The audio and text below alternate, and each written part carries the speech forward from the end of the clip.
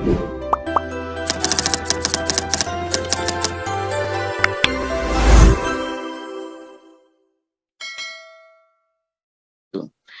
lingkungan sekolah negeri yang di bawah naungan Dinas Pendidikan Kabupaten Gunung Kidul, dan kami berdiri sejak tahun 2017. Bapak Ibu, berdasarkan hasil seleksi P3K tahap pertama dan tahap kedua dari BKPP di Gunung Kidul, karena baru 2 hari yang lalu kami sowan ke pemerintah daerah dan DPRD Gunung Kidul untuk audiensi, juga meminta saran dan masukan dari beliau. Dari 1.500 formasi yang diajukan oleh pemerintah daerah Kabupaten Gunung Kidul, setelah diverifikasi melalui data Dapodik, itu disetujui oleh Panselnas, yaitu 1.258 formasi untuk tahun 2021. Seleksi tahap pertama itu telah meloloskan teman-teman kami sebanyak 580. Pada seleksi tahap kedua yang saat ini masih proses pemberkasan, itu ada 327 formasi yang terisi. Ada sisa 302 formasi untuk tahap 3 yang kabarnya juga akan segera terrealisasi, kabarnya seperti itu. Namun demikian, dari peserta lulus passing grade ini masih terdapat atau diperoleh banyak formasi, bahkan tidak menempati formasi, lulus tapi tidak menempati formasi, dan kami juga sertakan data terlampir sesuai hasil survei kami. Sekali lagi, sesuai hasil survei dari forum kami.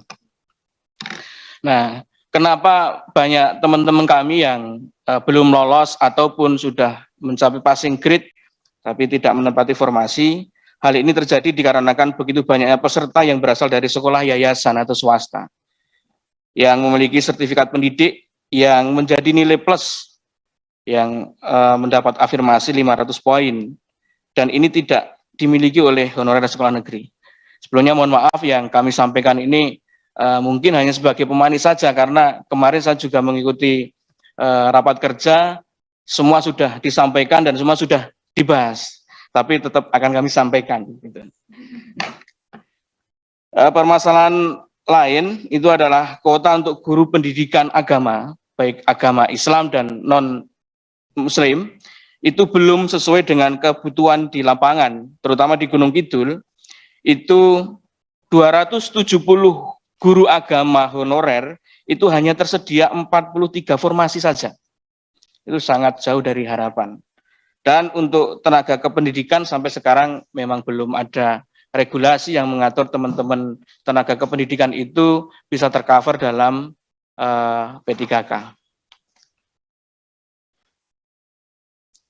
Sehubungan dengan hal tersebut, kami memohon kepada yang terhormat Komisi 10 DPR RI agar berkenan memperjuangkan guru-guru dan tenaga kependidikan honorer yang belum lolos seleksi, yang telah mengabdi berjuang puluhan tahun tanpa diberikan penghasilan yang layak untuk mendapat prioritas diangkat sebagai pegawai ASN P3K. Dan kami juga berharap pada seleksi tahap ketiga atau mungkin nanti di seleksi P3K tahun 2022 yang katanya juga akan diselenggarakan, seperti yang disampaikan oleh Sesdirjen Prof. Nunu, bahwa seleksi tahap 3 ini kalau istilah kami lebih luar biasa, tarung bebasnya lebih luar biasa. Kalau kemarin di tahap 2, teman-teman kami di sekolah negeri hanya bertarung dengan teman-teman sekolah swasta, itu pun efeknya sudah luar biasa. Nah, besok teman-teman yang sudah mempunyai sertifikat pendidik walaupun belum mengajar, adik-adik kami yang fresh grad itu bisa ikut berkompetisi di situ. Nah, ini sangat merasakan bagi teman-teman di lapangan tentunya. Dan peluang kami yang belum lolos seleksi tahap 1 dan 2 itu akan semakin kecil. Oleh karena itu, kami mohon kepada DPR RI untuk memperjuangkan aspirasi kami. Itu yang pertama, penguncian sekolah induk. Kalau di sini kami tulis di tahap 3, tapi kayaknya tidak mungkin karena regulasi di tahap 3 itu tetap sama dengan regulasi yang sudah ada, karena tahun 2021 tidak mungkin regulasinya akan dirubah. Jadi harapan kami nanti di tahun 2022 itu ada regulasi yang baru yang bisa mengunci teman-teman di sekolah induk itu baik tahap 1, 2 maupun tahap 3 itu. Hal ini dimaksud untuk memberi prioritas kepada honorer di sekolah negeri yang telah lama mengabdi pada sekolah-sekolah induk tersebut seperti yang disampaikan Mas Menteri kemarin. Dan alternatif solusi yang kami usulkan itu yang pertama, seleksi P3K guru diprioritaskan untuk guru honorer di sekolah negeri untuk menyelesaikan permasalahan honorer. Karena sepemahaman kami yang namanya guru honorer itu adanya di sekolah negeri. Kalau di sekolah yayasan itu namanya guru tetap yayasan atau GTY. Seperti itu. Itu pemahaman kami. Kalau guru honorer, tenaga honorer itu di sekolah swasta tidak ada, adanya guru tetap yayasan. Seperti itu. Yang kedua, guru swasta tetap di sekolah swasta dengan pemerintah memberikan perhatian yang layak. Walaupun kemarin disampaikan banyak argumen yang disampaikan Bapak Ibu Komisi 10 terkait regulasi-regulasi yang bisa dipakai, walaupun pada akhirnya kemarin dimentahkan oleh Sekretaris Kementerian Pendidikan kalau tidak salah kemarin dulu. Oh, bagian hukum ya, dimentahkan karena sudah ada undang-undang ASN itu. Nah, dengan adanya undang-undang ASN itu dasar hukum sebelumnya tidak berlaku, dan juga Mas Menteri mengatakan di undang-undang ASN itu kuncinya itu sudah ada, jadi tidak boleh diskriminatif, katanya seperti itu. Padahal kalau kita menengok ke belakang itu malah justru teman-teman guru honorer di sekolah negeri itu terkena dampak diskriminatif itu. Contoh pertama, teman-teman yang ada di yayasan begitu mudahnya untuk mengikuti program profesi guru PPG. Nah, kenapa teman-teman yang ada di sekolah negeri dipersulit? Bedanya apa? Itu. Kalau kemarin disampaikan itu memberi hak yang sama. Seperti itu. Nah, terus mungkin Mas Menteri tidak memikirkan dampaknya. Memang benar kita sebagai warga negara harus memberikan hak yang sama kepada semua warga negara, baik honorer di sekolah negeri maupun sekolah swasta. Tapi dampaknya berbeda. Dampak dari perekrutan ini berbeda. Kalau teman-teman dari sekolah yayasan yang bisa mengikuti seleksi tahap 2 dan 3, andaikan tidak diterima, itu mereka tidak kehilangan pekerjaan, Pak Bu. Mereka masih bisa kembali ke sekolah asalnya, ke sekolah swasta. Tapi teman-teman yang ada di sekolah negeri, manakala tidak lolos, mereka terancam kegeser, kehilangan pekerjaan. Nah, itu kan dari segi keadilannya malah tidak adil. Kalau katanya memberi keadilan yang sama, itu malah tidak adil. Karena mereka masih, teman-teman swasta itu masih bisa kembali kalau tidak diterima ke sekolah swasta yang tadi mereka tempat kerja. Tapi bagi kami yang ada di sekolah negeri itu ancaman besar. Kami yang sudah bekerja bertahun-tahun, bahkan puluhan tahun tergeser, kami kehilangan pekerjaan, Pak Bu. Itu dari segi ketidakadilannya seperti itu. Nah, kemarin juga diusulkan, tadi disampaikan kesimpulan rapat kemarin juga disampaikan akan didorong membuat regulasi untuk mengatasi itu. Nah, ini keadaannya sudah kronis, ibaratnya sakit itu sudah stadium 3. Gitu loh. Kalau ini kelamaan tidak segera diatasi, sekarang banyak teman-teman yang ada di lapangan itu sudah menangis karena kehilangan pekerjaannya, karena terancam tergeser dengan yang swasta itu tadi.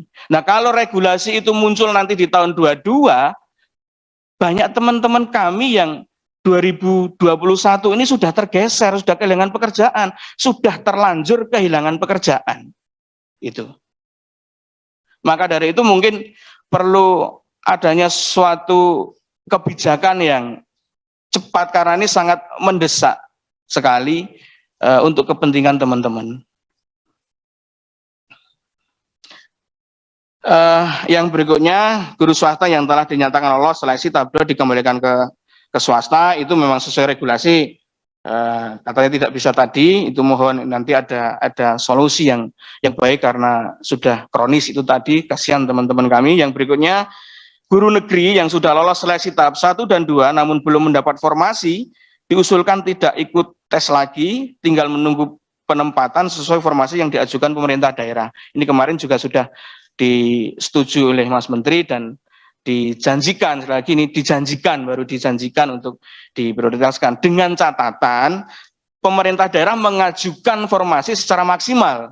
Padahal sampai saat ini banyak pemerintah daerah termasuk Gunung Kidul ini merasa, mohon maaf dalam tanda kutip, dibohongi kemarin kalau saya berdiskusi teman-teman bapak-bapak di pemerintah daerah, tidak sesuai dengan harapan. Katanya itu DAU-nya itu belum terrealisasi. Dan kabar yang kami terima ini terjadi di banyak daerah. Mungkin regulasinya yang seperti apa kami juga tidak tahu, atau mungkin sosialisasinya yang kurang seperti apa kami juga tidak tahu. Yang jelas yang dirasakan pemerintah daerah di tempat kami di Gunung Kidul saat ini seperti itu. Pemerintah daerah merasa keberatan. Gitu. Dan untuk mengajukan formasi tahun 22 pun itu berpikir ulang. Karena takut kalau bebannya dibebankan pemerintah daerah. Itu informasi yang kami dapat dari pemerintah daerah seperti itu. Untuk berikutnya Bapak Ibu, berdasarkan PP 49 tahun 2018, itu yang bisa menempati jabatan P3K hanya jabatan fungsional guru. Sedangkan tenaga kependidikan belum ada regulasinya. Itu kami mohon kepada DPR, Komisi 10, itu mendorong pemerintah untuk memikirkan itu. Kami kemarin sesuai arahan dari Bu Esti untuk menanyakan ke pemerintah daerah tentang formasi tendik, itu jawaban dari BKPPD tidak berani melanggar regulasi, Bu. Karena regulasinya yang belum ada, tetap tidak berani mengajukan tendik. Ini permasalahan besar bagi kami. Sekira 380 anggota kami tenaga kependidikan di Gunung Kidul ini bertahun-tahun, bahkan berpuluhan tahun, itu belum mendapatkan kesejahteraan layak. Bahkan pemerintah daerah pun tidak berani memberikan kesejahteraan kepada teman-teman tendik, karena tidak ada regulasinya. Jadi teman-teman tendik di Gunung Kidul itu murni mendapat kesejahteraan hanya melalui dana BOS. Itu. Ini permasalahan kami di Gunung Kidul seperti itu. Nah, sebagai masukan saja, itu mohon, sekali lagi kami mohon kepada Komisi 10 DPR RI untuk benar-benar mengawal apa yang disampaikan Kementerian kemarin lewat Pak Iwan kemarin yang mengusulkan ke Kemenpan bahwa tahun 2022 itu akan diusulkan formasi untuk tendik. Karena di kementerian kan jelas dirjennya bukan dirjen guru, tapi dirjen GTK, guru dan tenaga kependidikan. Jadi bukan hanya dirjennya guru, tapi dirjennya tenaga kependidikan juga. Nah, kenapa guru ada regulasinya kok tenaga kependidikannya belum? Nah, monggo nanti dari Komisi 10 kebijakannya seperti apa, Mengatakan. Terus regulasi yang kami tawarkan atau kami usulkan, yang pertama untuk sekolah dasar itu tendik, itu ada perpustakaan atau pustakawan, pramusaji atau penjaga sekolah, dan tenaga administrasi. Untuk yang SMP, SMA, SMK, saya kira tidak jauh berbeda. Nah, untuk afirmasi, ini kami mohon juga dikaji ulang nantinya. Harapan kami itu afirmasi bukan afirmasi usia, tapi afirmasi yang berkeadilan, itu afirmasi masa kerja yang bisa dirasakan semua tenaga honor.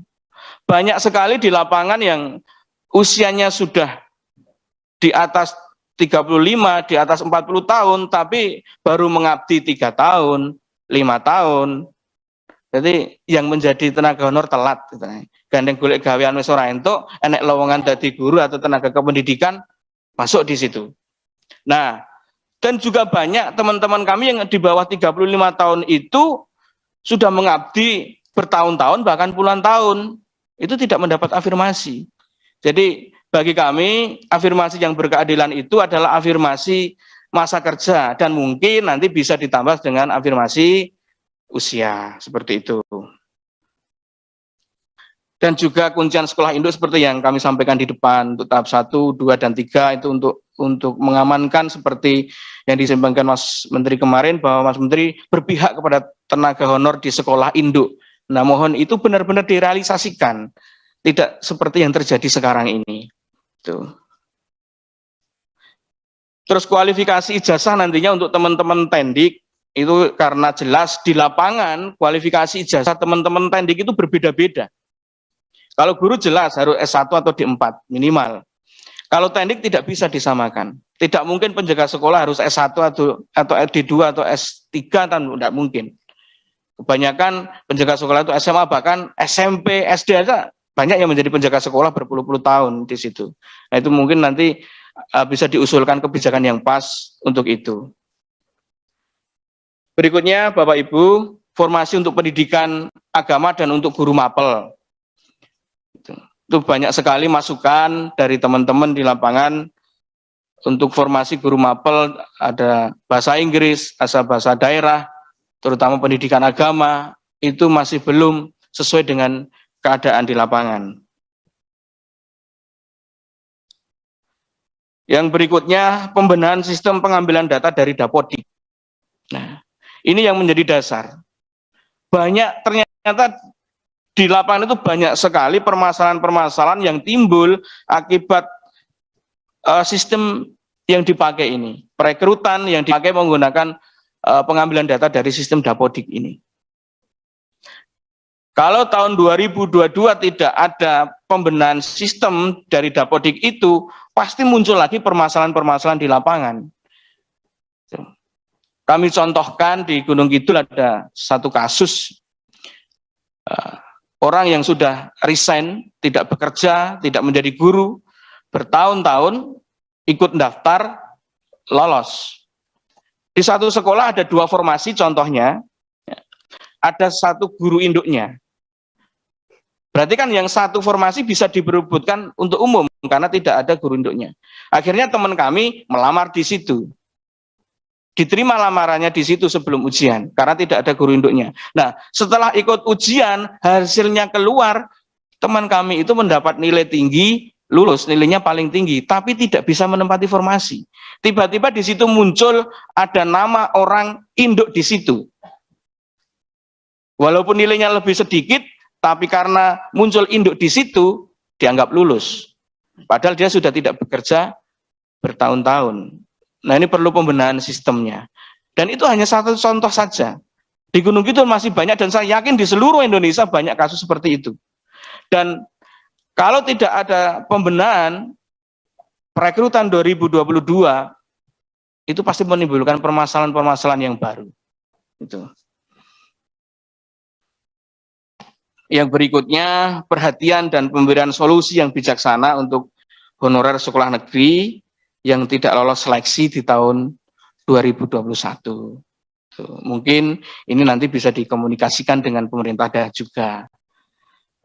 Kalau memang masih ada tempat dan pemerintah daerah masih membutuhkan, kenapa tidak orang itu dipakai. Yang keenam, masalah anggaran tadi sudah disinggung, kemarin juga sudah disampaikan, dan insya Allah segera ada solusi. Kalau menurut paparan dari kementerian kemarin, segera akan ada rapat dengan kementerian terkait dan juga pemerintah daerah. Semoga ini segera ada solusinya, biar tidak menjadi kebingungan pemerintah daerah dan tidak membuat resah teman-teman yang sudah lolos seleksi dan menempati formasi dan sudah melakukan proses pemberkasan.